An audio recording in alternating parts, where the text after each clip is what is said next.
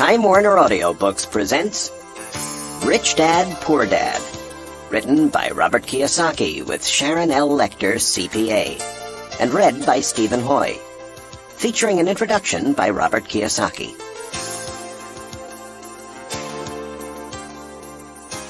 I had two fathers, a rich one and a poor one. One was highly educated and intelligent. He had a PhD and completed 4 years of undergraduate work in less than 2 years. The other father never finished the 8th grade. Both men were successful in their careers, working hard all their lives. Both earned substantial incomes. Yet one struggled financially all his life. The other would become one of the richest men in Hawaii. One died leaving tens of millions of dollars to his family, charities, and his church. The other left bills to be paid. Both men were strong, charismatic, and influential. Both men offered me advice, but they did not advise the same things. Both men believed strongly in education, but did not recommend the same course of study. If I had had only one dad, I would have had to accept or reject his advice. Having two dads advising me offered me the choice of contrasting points of view, one of a rich man and one of a poor man. Instead of simply accepting or rejecting one or the other, I found myself thinking more, comparing, and then choosing for myself. The problem was, the rich man was not rich yet, and the poor man not yet poor. Both were just starting out in their careers, and both were struggling with money and families. But they had very different points of view about the subject of money. For example, one dad would say, "The love of money is the root of all evil." The other, "The lack of money is the root of all evil." As a young boy, having two strong fathers, both influencing me, was difficult. I wanted to be a good son and listen, but the two fathers did not say the same things. The contrast in their points of view, particularly where money was concerned, was so extreme that I grew curious and intrigued. I began to start thinking for long periods of time about what each was saying. Much of my private time was spent reflecting, asking myself questions such as, "Why does he say that?" And then asking the same question of the other dad's statement. It would have been much easier to simply say, "Yeah, he's right, I agree with that," or to simply reject the point of view by saying, "The old man doesn't know what he's talking about." Instead, having two dads whom I love forced me to think and ultimately choose a way of thinking for myself. As a process, choosing to think for myself turned out to be much more valuable in the long run, rather than simply accepting or rejecting a single point of view. One of the reasons the rich get richer, the poor get poorer, and the middle class struggles in debt is because the subject of money is taught at home, not in school. Most of us learn about money from our parents. So what can a poor parent tell their child about money? They simply say, "Stay in school and study hard." The child may graduate with excellent grades, but with a poor person's financial programming and mindset. It was learned while the child was young. Money is not taught in schools. Schools focus on scholastic and professional skills, but not financial skills. This explains how smart bankers, doctors, and accountants who earned excellent grades in school may still struggle financially all their lives.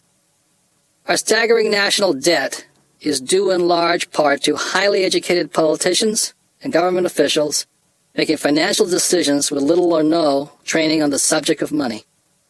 I often look ahead to the new millennium and wonder what will happen when we have millions of people who will need financial and medical assistance. They will be dependent upon their families or the government for financial support. What will happen when Medicare and Social Security run out of money? How will a nation survive if teaching children about money continues to be left to parents, most of whom will be, or already are, poor? Because I had two influential fathers, I learned from both of them.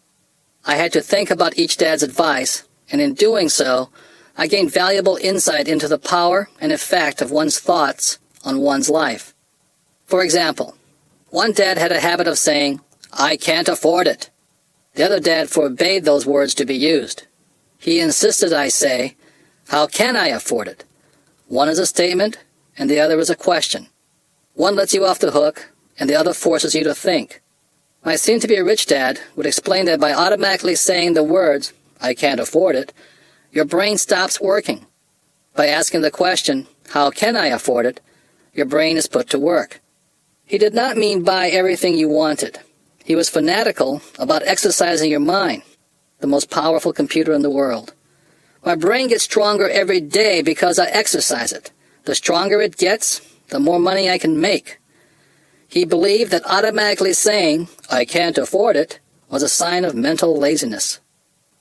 Although both dads worked hard, I noticed that one dad had a habit of putting his brain to sleep when it came to money matters, and the other had a habit of exercising his brain.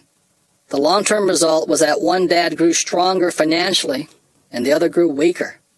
It is not much different from a person who goes to the gym to exercise on a regular basis versus someone who sits on the couch watching television.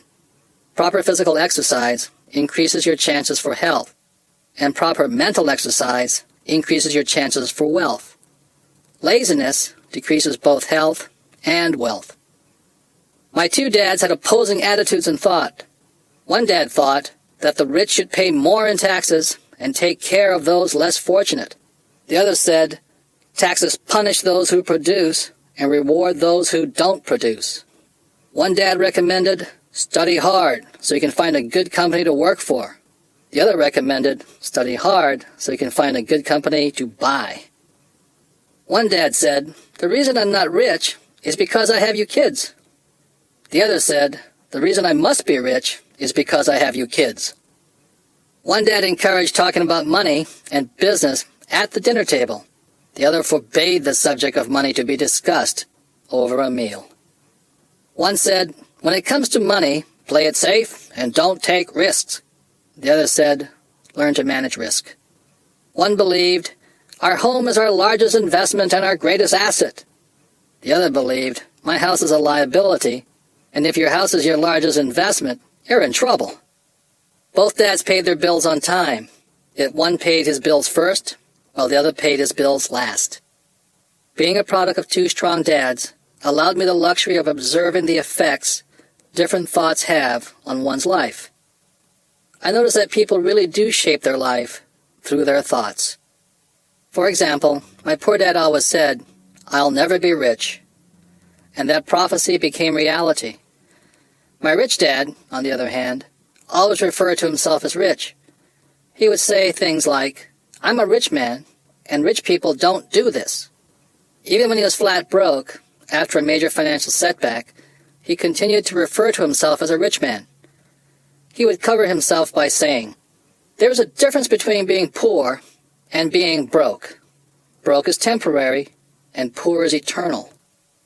My poor dad would also say, I'm not interested in money, or money doesn't matter.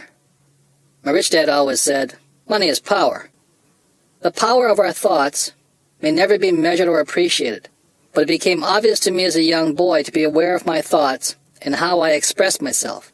I noticed that my poor dad was poor not because of the amount of money he earned, which was significant, but because of his thoughts and his actions. As a young boy, having two fathers, I became acutely aware of being careful which thoughts I chose to adopt as my own. Whom should I listen to? My rich dad or my poor dad? Although both men had tremendous respect for education and learning, they disagreed in what they thought was important to learn. One wanted me to study hard, earn a degree, and get a good job to work for money. He wanted me to study to become a professional, an attorney, or an accountant, or to go to business school for my MBA. The other encouraged me to study to be rich, to understand how money works, and learn how to have it work for me. I don't work for money, were the words he would repeat over and over. Money works for me. At the age of 9, I decided to listen to and learn from my rich dad about money. In doing so, I chose not to listen to my poor dad, even though he was the one with all the college degrees. Once I made up my mind whom to listen to, my education about money began. My rich dad taught me over a period of 30 years, until I was age 39. He stopped once he realized that I knew and fully understood what he had been trying to drum into my often thick skull. Money is one form of power, but what is more powerful is financial education. Money comes and goes, But if you have the education about how money works, you gain power over it and can begin building wealth. The reason positive thinking alone does not work is because most people went to school and never learned how money works, so they spend their lives working for money. Because I was only 9 years old when I started, the lessons my rich dad taught me were simple. And when it was all said and done, there are only 6 main lessons repeated over 30 years. This book is about those 6 lessons, put as simply as possible as my rich dad put forth those lessons to me. The lessons are not meant to be answers, but guideposts. Guideposts that will assist you and your children to grow wealthier, no matter what happens in a world of increasing change and uncertainty.